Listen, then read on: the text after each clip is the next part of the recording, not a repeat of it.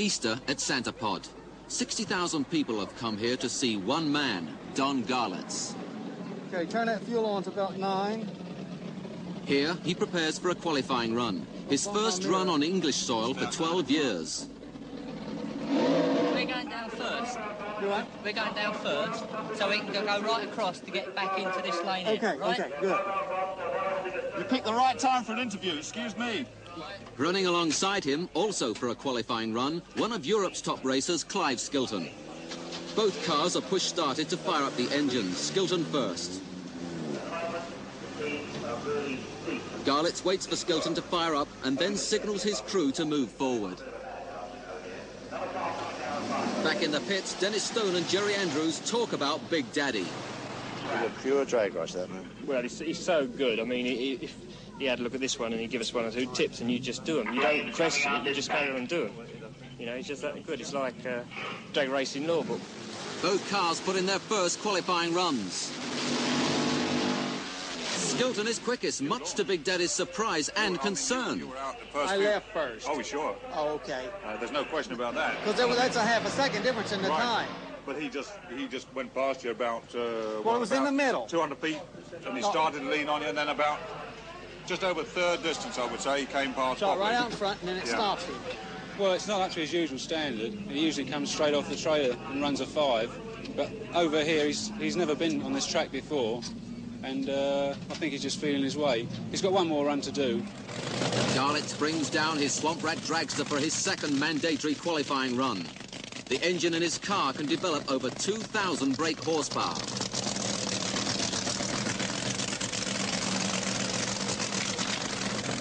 To get this power to the ground involves expensive transmissions and techniques like the burnout.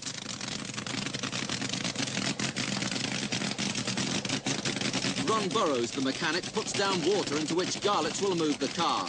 He then puts his foot hard on the loud pedal and spins the rear drag slicks until the surface tread rubber starts melting. His tyres and the tarmac will then be very sticky and promote excellent traction.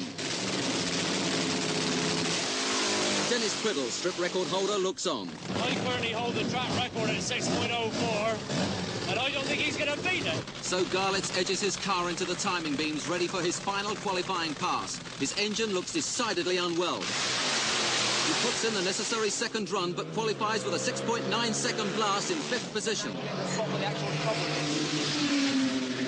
I have a good idea what the trouble is, but I don't have parts to fix it. I'm a long ways from my supplies.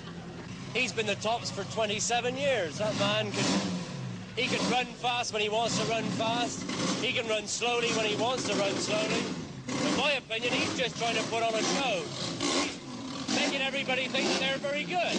No, I got in drag racing in about 1950, and of course drag racing in the United States was just getting started, and I had a little Ford coupe that I used to race. Used to run about 19 seconds in the quarter, and of course I drove it on the street every day, and that's what appealed to me about drag racing, because you could in fact run the car that you drove back and forth to work. You could use it at the drags, which like a lot of the fellows right here do.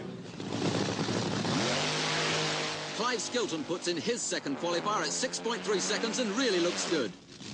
Herridge and Crane put down hard 6-second passes too.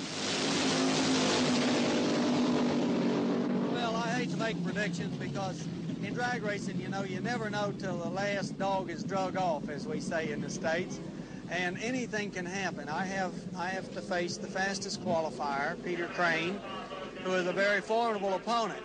I'll have to do much better than I have done previously at this event. I've made 4 runs and have failed to break into any type of performance that my car is capable of. This car has run 6 seconds flat on many occasions, but we've been plagued with all types of difficulties that I've been just unable to straighten out.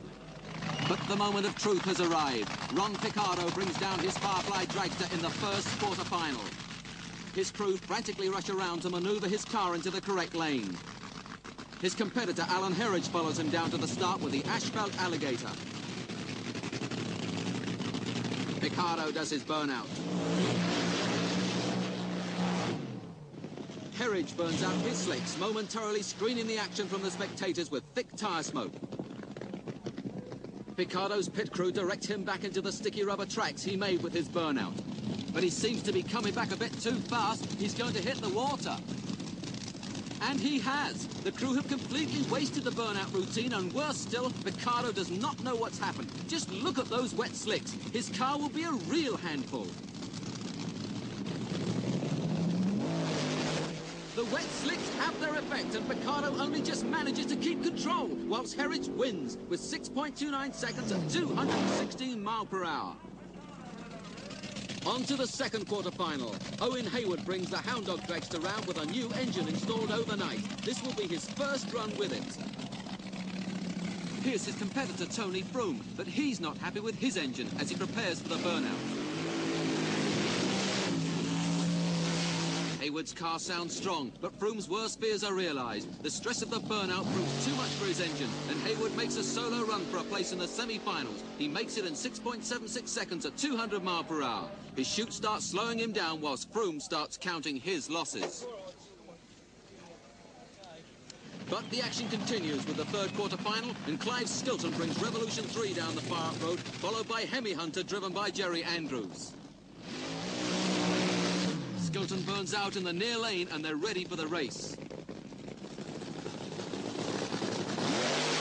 Stilton wins a place in the semi-finals at 6.67 seconds, but it's nearly time for Garlits.